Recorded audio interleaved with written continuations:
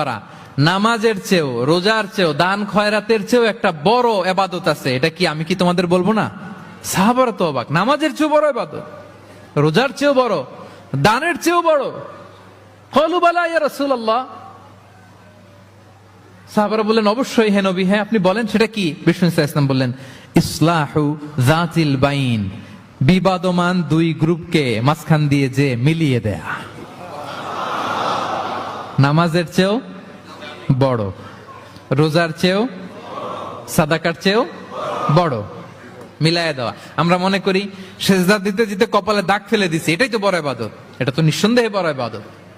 আমরা মনে করি হজ করতে করতে শেষ করে ফেলতেছি, এটাই বড় ইবাদত। জিকির করতে করতে আমরা দিনরাত এক করে ফেলতেছি, এগুলো তো নিঃসন্দেহে ইবাদত। কিন্তু দুই ভাই বিবাদমান দুই গ্রুপের মধ্যে আপনি যদি মিলিয়ে দেন, এগুলো নফল রোজা, নফল দান, নফল সালাতের চেয়ে বেশি সওয়াবের কাজ। পড়েন সুবহানাল্লাহ।